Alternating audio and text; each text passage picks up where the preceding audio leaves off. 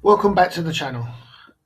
This game features Nigel against Gunether Schruefer, a FIDE master from Germany, and it was played in the Bundesliga in 1983. The game started as a Sicilian defence.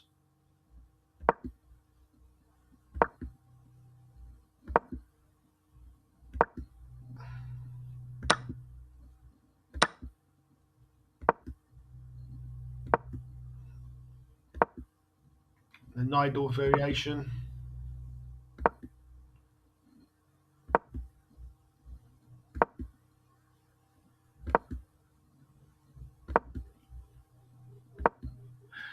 And this is the first variation. Nigel decides to attack the pawn chain on the queen side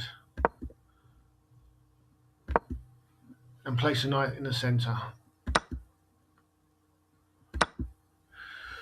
The opening's gone quite well for white. He's got a nice centralised queen and a lead in development. Gaining another tempo, which black replies by attacking the queen.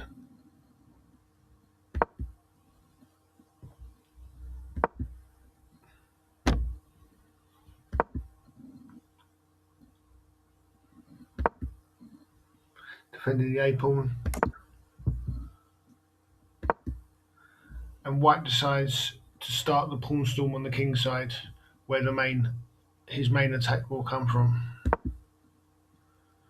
Giving the bishop some air, otherwise f5 would have trapped it.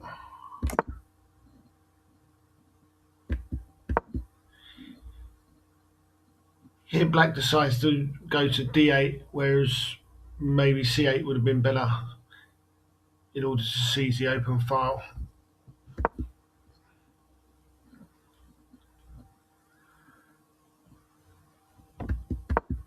And black duly retreats back to f8. Again, c8 would have probably been a better square for the rook. Kicking the bishop. And white's a nice space advantage. He's slightly better in this position. Continuing the pawn storm. And black tries to reroute his bishop, possibly to b6, to force the trade of the black bishop on e3. So Nigel decides to move his king, so allowing his bishop to move. Offering the trade. Here Nigel decides to let the trade happen, potentially a mistake. Bishop to c1 or d2 would, bishop to c1 would have been better.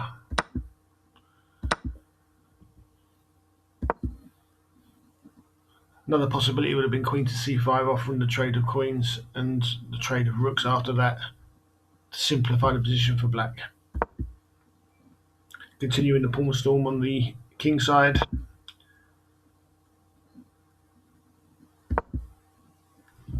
Building more pieces into the attack. Getting some activity for the bishop, which white stops. Offering a trade of queens, which would be beneficial for black, so Nigel declines. Bishops are traded.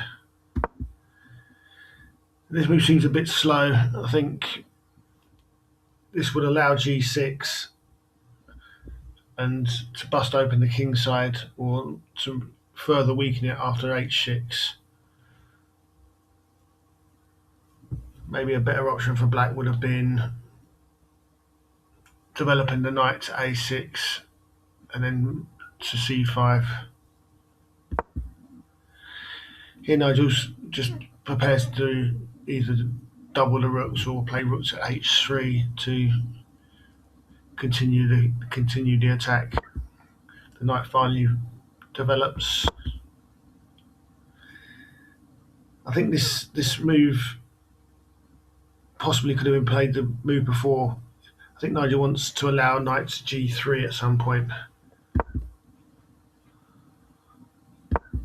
which duly comes. There's a lot of preparation for the eventual pawn push that's going to happen on the king side.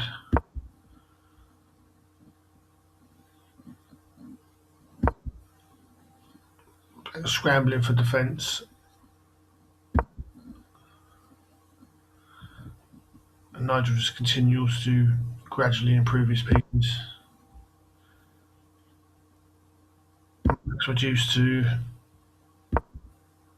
a really passive position. He's got nothing really to do. He's just waiting for white to make the break. He rook to d1 would have been a good option, possibly to seize the open file, attack the d pawn.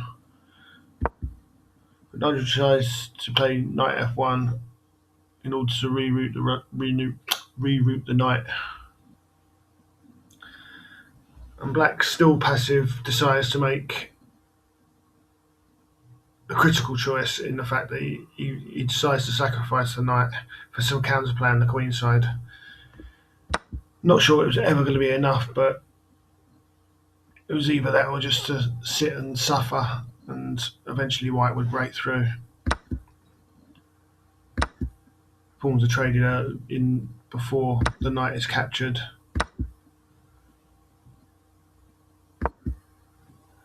And the knight calmly comes out to defend the b3 square.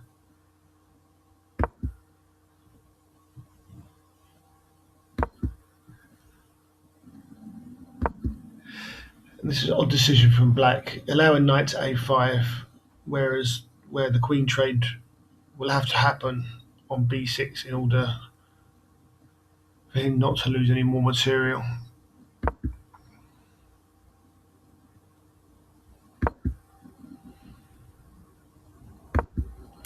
Nigel decides that trading the queens, this move is actually better than trading the queens. Trading the queens would have been perfectly fine, leading to a winning endgame. But this threatens rook takes g7 and to bust through with mate. That's why the knight probably can't be taken. But black decides to take the knight anyway. And this is now totally winning for white. The only move is to stop mate is rook to g6, which is played. Which is quite a clever idea, because if the pawn takes the rook on g6, then obviously the rook can take the rook on g7. But Nigel decides to sacrifice the rook for an extra pawn and then recapture the rook on g6.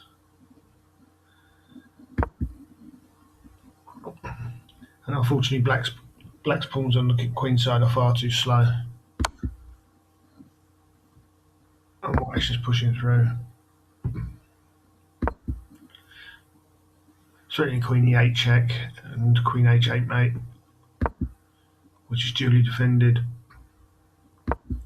But after the next move, queen to h6, mate is forced, and there's not much black can do. So in this position, Schruefer resigned.